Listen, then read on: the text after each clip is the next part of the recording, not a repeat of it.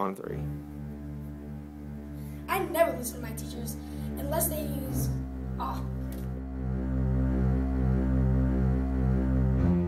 What's love and logic? I have no clue. Let's keep going.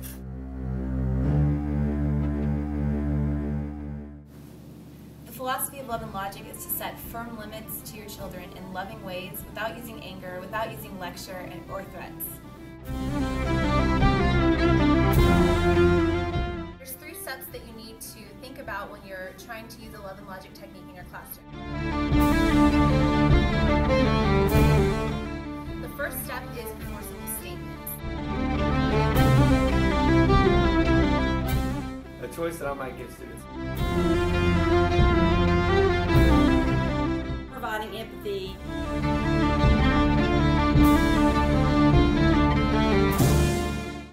We love and logic because it works.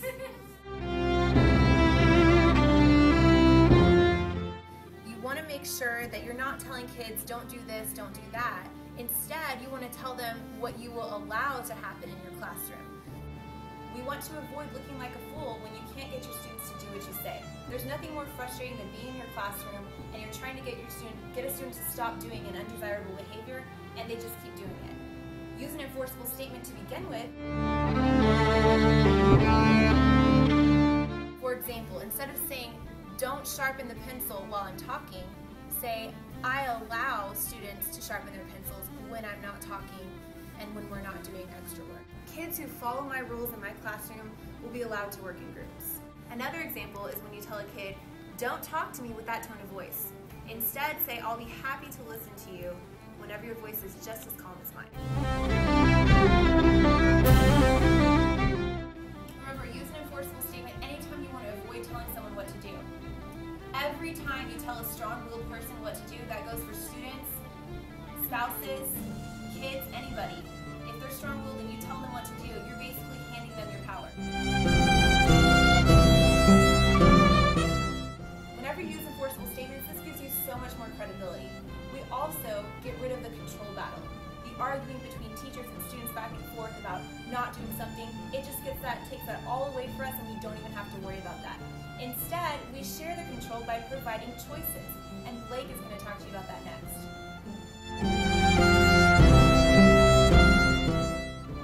The name of the game in teaching is all about getting kids to cooperate. And love and logic teachers get a lot of cooperation because we are able to provide choices for children throughout the day.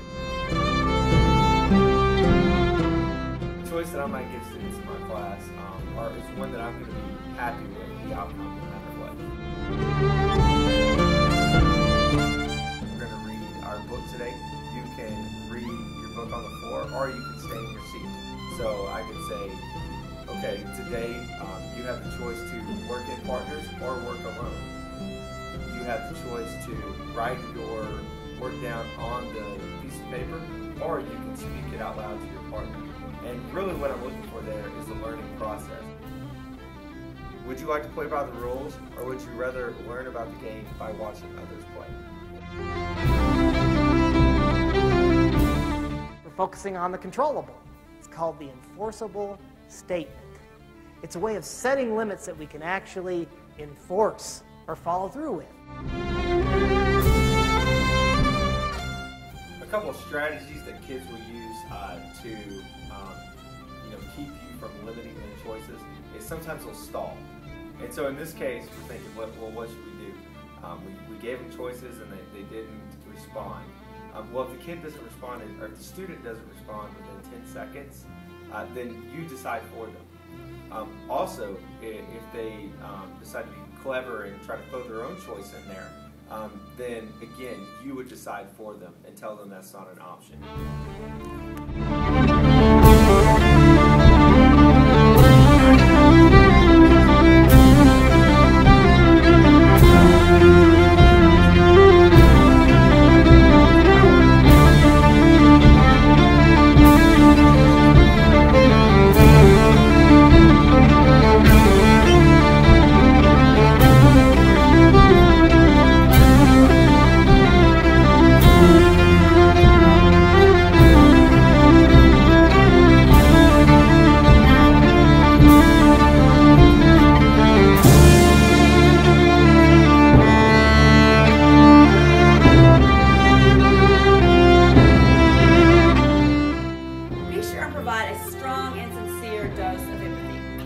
Empathy allows the child to stay calm enough to solve the problem and learn from it. Experiment with saying something like, "Oh no, this is a problem. I bet that's really upsetting." Here are some examples.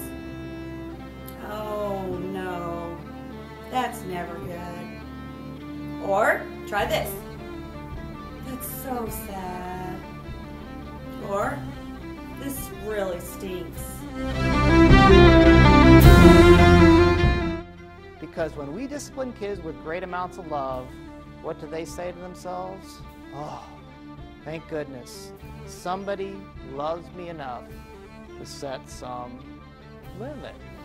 And go. Or you could say, "Dang." Or, "How sad." The good one, a really good one I like is, "What a bummer." You don't have to use one of those. You can think up your own empathetic statement. But just make sure you truly mean what you're saying.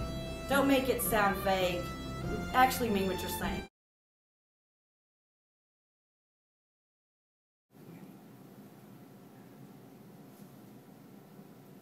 Oh, you're filming me now? Mm-hmm. Oh, I love it, because you're going to probably do bloopers, aren't you? Please don't do bloopers. Okay. All right. Can just keep recording. I can't read what it says.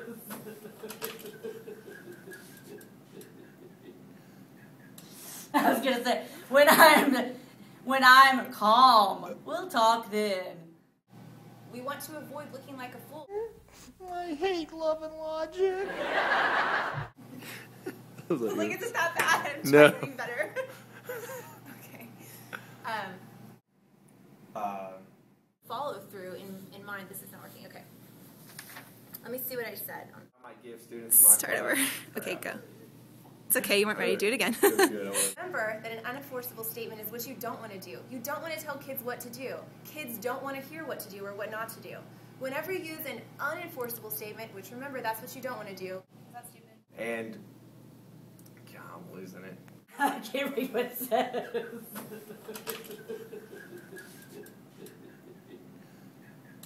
I was gonna say, when I'm calm, we'll talk then. I'm used to talking with an audience. The name of the game in teaching is all about I'm too angry to think straight.